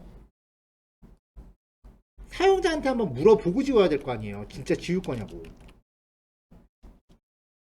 이렇게 정말 네임 누구누구 학생의 성적을 삭제하시겠습니까? 라고 한번 물어보고 확인 버튼 누를 때만 들어가야 될 거 아니에요. 그래서 이 알러창 띄울 때 이렇게 학생 이름 뿌리려고 가져온 거예요.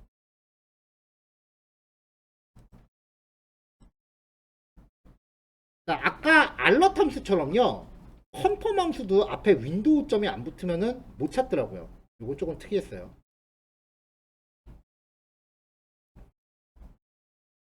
자, 그럼 이제 이 안에서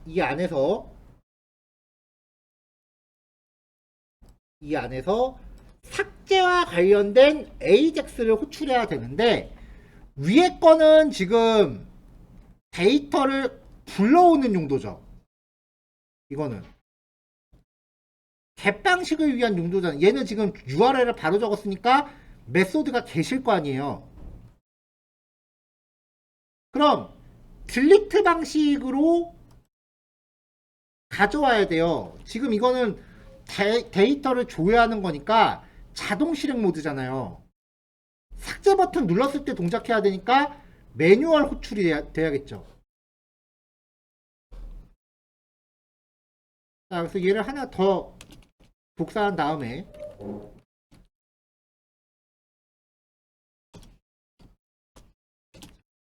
삭제를 해야 되니까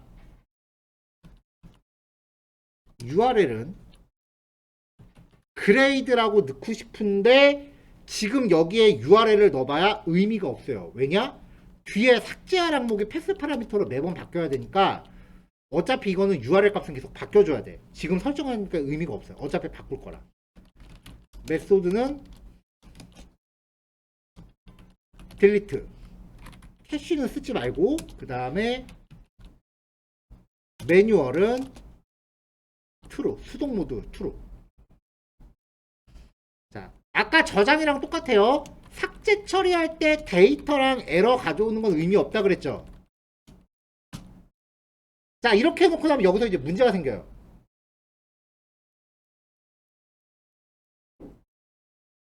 일단 로딩에 대해서 변수 이름이 중복돼요.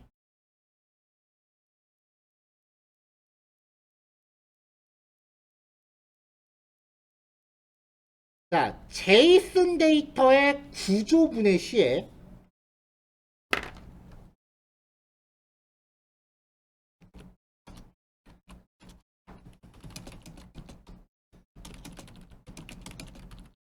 자, 보통 데이터가 이렇게 있을 때 우리는 콘스트 A와 B는 K 이렇게 하면은 A가 100이 되고 B가 200이 되죠.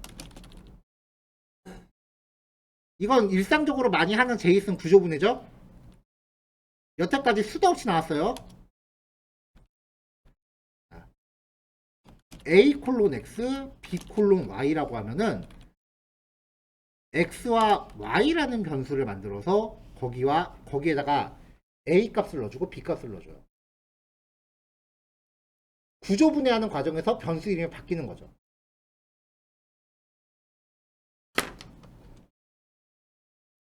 그래서 지금 여기서 제이슨 구조분의 이름이 겹치니까 이름을 바꿔줘야 돼요. 첫 번째 거는 로딩 1, 두 번째 거는 로딩 2.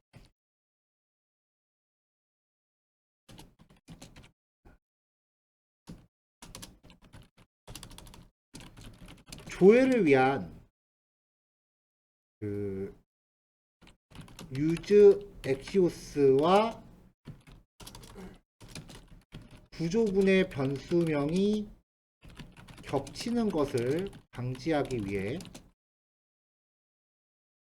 변수 이름을 로딩2로 변경하여 처리.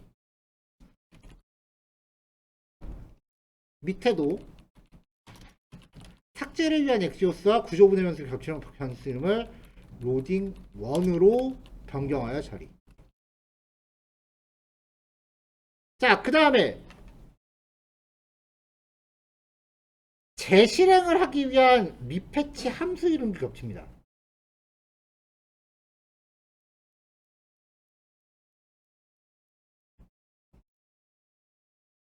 요 리패치 함수 이름도 겹쳐요.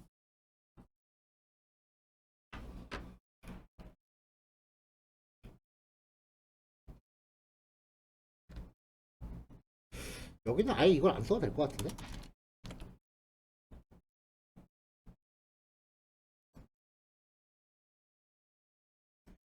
자, 일단 이렇게 하고 나면은 로딩1과 로딩2로 변수 이름이 바뀌었으니까 밑에서 로딩바 처리하는 게 변수 이름에 맞춰줘야겠죠. 그래서 로딩1.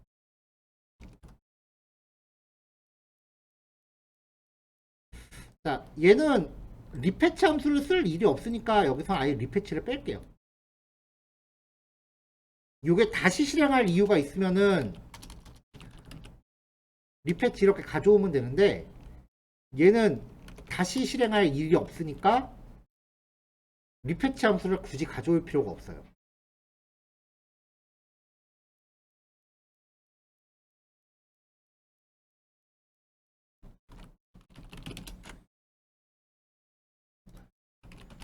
콘스트 k가 1, 2, 3일 때 콘스트 a, b하고 k를 주면은 a는 1, b는 2가 되고 3은 버리는 거죠. 배열의 구조분해예요. 마찬가지로 리패치를 여기서 쓸 일이 없으니까 리패치는 버렸어요.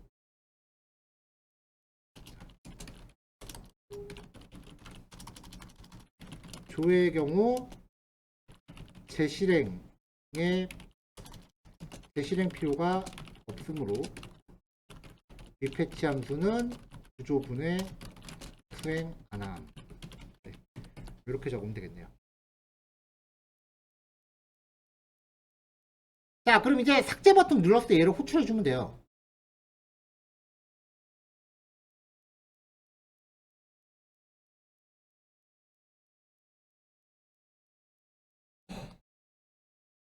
자, 백엔드에 요청해야 되는데 입력 수정 삭제는 async await 문법 써야 된다 그랬죠? 자, 즉시 실행 함수로 조회했고요.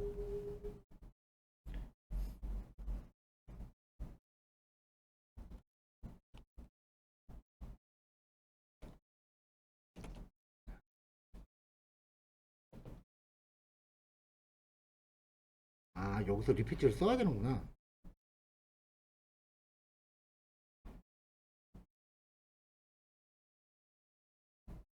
아니다, 아니다. 자,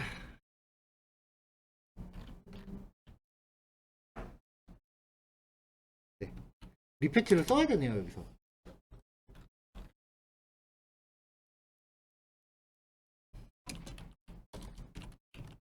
리패치. 일단 정리해놓고. 그러면 이제 여기서 함수 이름이 중복되는 문제가 또 생겨요. 조회랑 삭제해서 함수 이름이 둘 다 리패치라고 해버리니까 함수 이름이 겹쳐버리는 문제가 생겨요.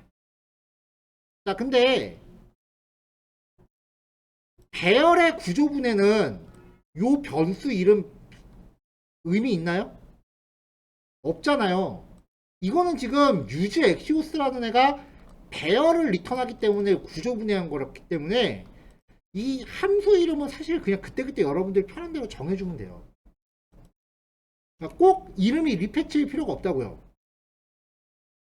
여기 함수 이름을 send delete로 바꿨어요.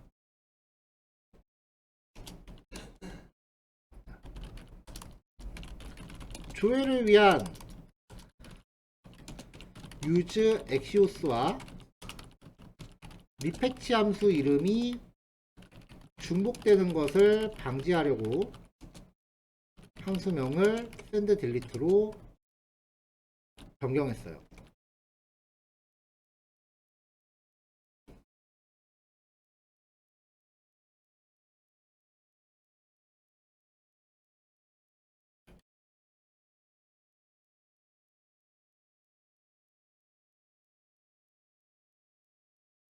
자, 이거 필기하셨죠?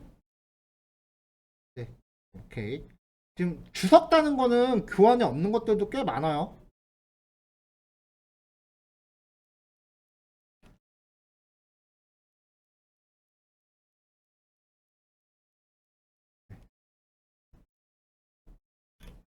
자, 그래서 여기서 삭제 버튼 눌러졌을 때 await로 send delete 호출했고요. 그럼 send delete로 호출했다는 거는 얘를 다시 쓴다는 거예요. 얘를 다시 쓴다는 거예요. 그러면서 메소드 딜리트. 여기 메소드가 이미 딜리트가 바뀌어 있으니 적용이 돼 있으니까 이걸 굳이 메소드 딜리트를 또 적어줄 필요는 없네요. 주소. 이때 그러면은 아까 뽑아놓은 아이디 값을 가져오면 되겠죠. 삭제 같은 경우는 사실 아무것도 리턴이 안 되기 때문에 이거 응답 결과를 굳이 받을 필요가 없어요. 얘를. 삭제 같은 경우는. 그러니까 여기 지금 이것도 필요가 없어요. 이게가.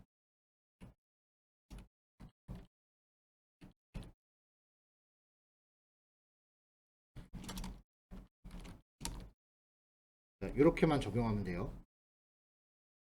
에러 났을 때는 리턴까지 들어가지고요.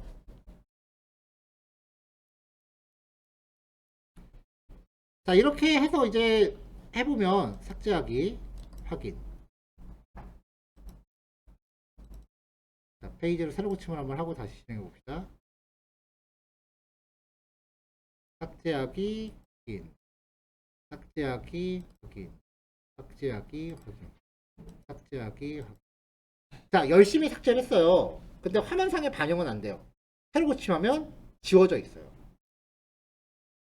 자, 마찬가지로 이것도 화면상 그 백엔드한테 삭제해달라고 요청을 하면은 백엔드가 갖고 있는 원본에서는 지워지지만 지금 프론트가 갖고 있는 복사본에는 반영이 안 된다고요.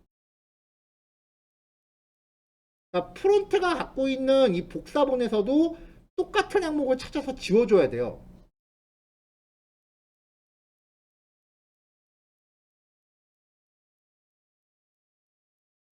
그러니까 이제 이 데이터 이 변수에서 내가 선택한 항목을 찾아서 지워야 되는 처리가 필요하다는 건데, 자, 한번 봅시다. 콘솔.로그 데이터. 일단은 얘를 한번 지운 다음에 전체를 출력을 해볼게요. 자, 여기 데이터가 출력이 됐죠? 분명히 나는 호영이를 지웠는데 여기 호영이가 남아있어요. 수연이도 지웠는데 프론트가 갖고 있는 원본에는 지금 반영이 안 된다고요. 백엔드 단에서는 데이터를 다 지웠지만. 그러니까 요 아이디 항목이랑 일치하는 걸 찾아야 돼요. const target id 인덱스는 데이터 find index 그래서 v.id가 사용자가 선택한 항목의 id와 일치하는 걸 찾아라. 이렇게 해서 프론트가 갖고 있는 데이터에서 사용자가 선택한 항목과 id 값이 일치하는 원소의 인덱스를 찾아요. 그럼 이 타겟 인덱스 위치의 데이터를 하나 지우면 돼요. 데이터.splice 타겟 인덱스에서 하나를 지워라 라고 반영을 하면, 그 다음에 콘솔.로그 데이터 해서 결과를 확인해 볼게요. 결과 한번 봅시다. 이거 지금 임시 코드예요. 자, 지금 분명히 데이터 3개 있어요. 삭제.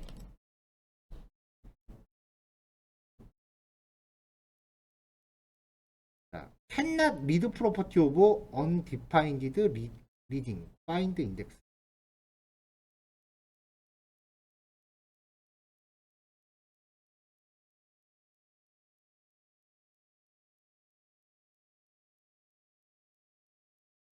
배열에서 지금 find index가 안 되고 있어요.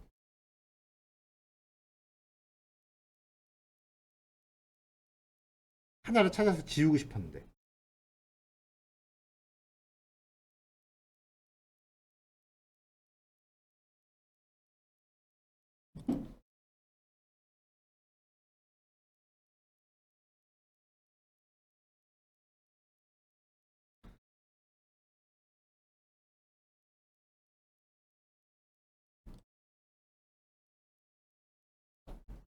그러니까 AJAX로 받아온 결과에서 그 삭제한 항목을 찾아서 지워줘야 되기 때문에 지금 그 A작수로 받아온 결과, A작수, 맨 처음에 A작수로 받아온 결과에서 내가 뭔가 하나 지우겠다라고 선택을 하면 얘를 지워주세요라고 백엔드한테도 보내지만 내가 갖고 있는 것 중에 하나를 또 지워버려야 된다고. 이렇게 그걸 하려고 몇 번째 거를 골랐는지를 지금 찾은 건데 그게 안 먹고 있다라는 거예요. 여기부터 이제 프로그램이 조금 복잡해지고 꼬이기 시작을 한다는 거죠.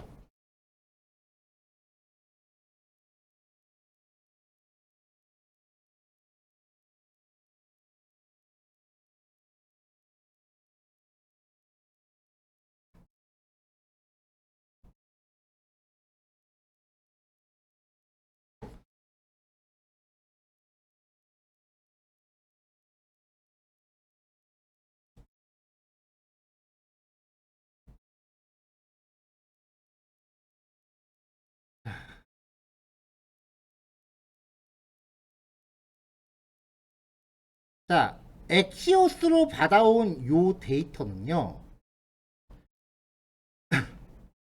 우리가 직접적으로 수정을 못합니다.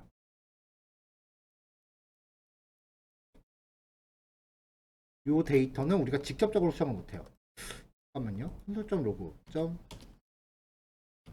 typeof 한번 이것저것 출력을 좀 해볼게요.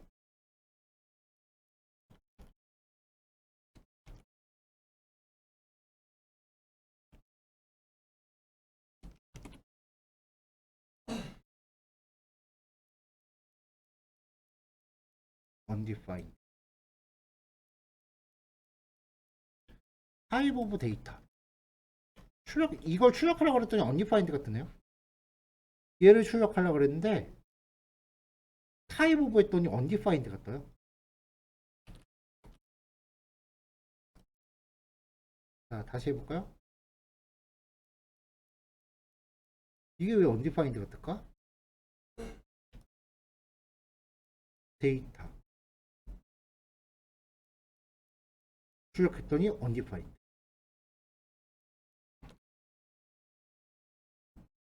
저 자꾸 undefined 뜨죠?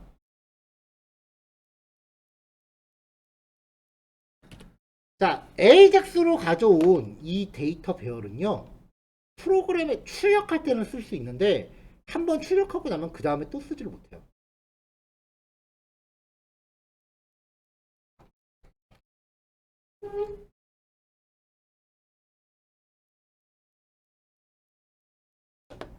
그래서 여기부터 프로그램이 좀 복잡해져요.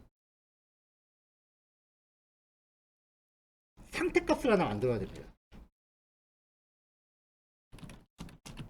use state.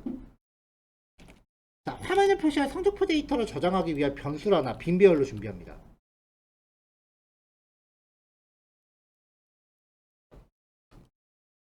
그리고 나서 엑시오스 유즈 엑시오스로 페이지가 열리면은 에이작스를 처리해서 여기다 데이터를 갖고 올 거 아니에요. 그럼 요 데이터가 바뀌면 이 데이터의 내용을 세터를 통해서 여기다 복사를 해야 돼요. 그래야 나중에 이걸 우리가 오프라인으로 핸들링 할 수 있어요.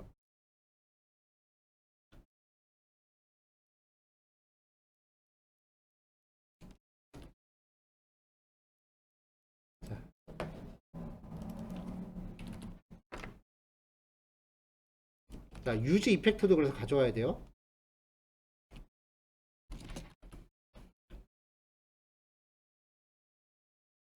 그래서 이 데이터가 변경이 됐다면 그 데이터 값을 set grade한테 넘겨서 이 상태 값에 복사를 합니다. 그럼 화면에 출력하는 거는 이 데이터를 출력하는 게 아니라 그레이드를 출력하게 바뀌어야겠죠? 출력할 때 그레이드에 대해서 출력하도록 바뀌어야겠죠? 상태값이 바뀌었어요. 이렇게 해놓고 나면 이제 삭제했을 때 여기서 상태값을 가지고 처리하면은 이제 데이터를 바꾸는 게 돼요. set grade current data. 자, 콜백 스타일로 갈게요.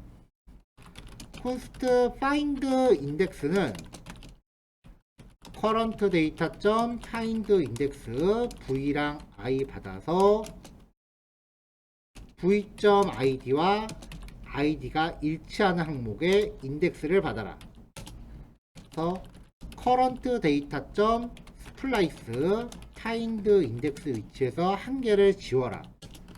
return current data. 삭제한 항목의 인덱스를 조회를 해서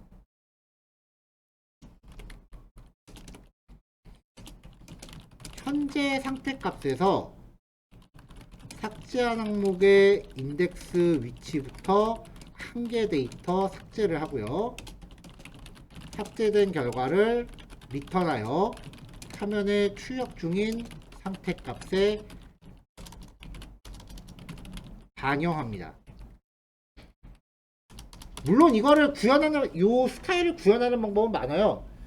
여러분들 배포된 교환에서는 필터를 썼어요. 자, 이것도 지금 set grade에서 현재 데이터 가져와서 현재 데이터에서 id 값이 일치하면은 내가 지운 거잖아요. 그래서 id 값이 일치하지 않는 것만 필터 추려낸 거죠. id가 일치하지 않는 것만. 그럼 내가 선택한 항목은 남겠죠. 그렇게 해서 구현하는 방법도 있고, 지금 find를 쓴 거는 내가 선택한 항목만 지운 거고요.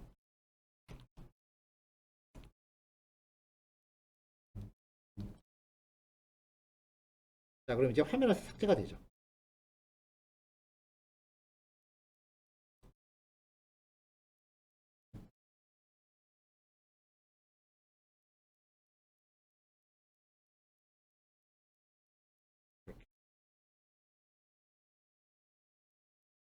자, 마지막.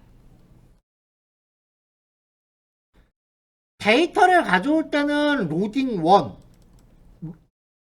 요 변수에 의해서 스피너가 표시가 되는데, 삭제를 할 때는 AJAX 연동 여부는 이 로딩 2라는 변수로 처리합니다.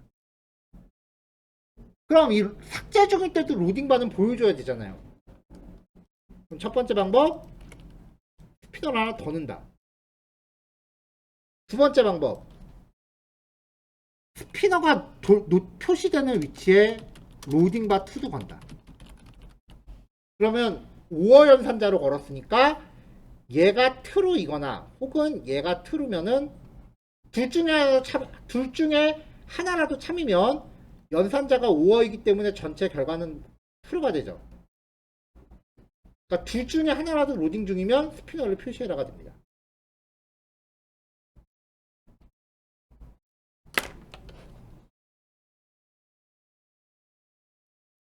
자, 이렇게 해서 지금 화면 조회 기능을 마무리를 했고요. 여러분들 교환하고 비교했을 때는 지금 여기 요 처리만 다른데, 요 처리하고 그 다음에 교환에 있는 처리가 결국은 같은 거예요. 교환에 있는 내용으로 실습하시건 아니면 지금 화면에 있는 요 내용으로 실습하시건 어차피 결과는 동일하니까 원하시는 형태로 진행하시면 되고요.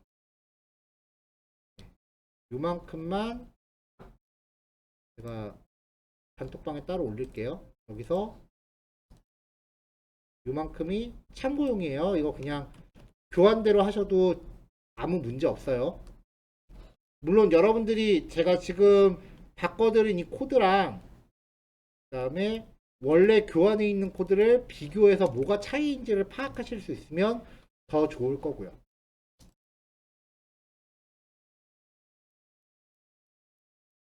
자, 요거까지 실습해서 완성하시면 되겠습니다. 삭제는 내일, 수정 기능은 내일 진행할게요. 네, 오늘은 요거까지 할 거고요. 실습 완성되시면은 이제 또 조별 활동 수행하시면 돼요. 자, 녹화는 이제 끄도록 하고요.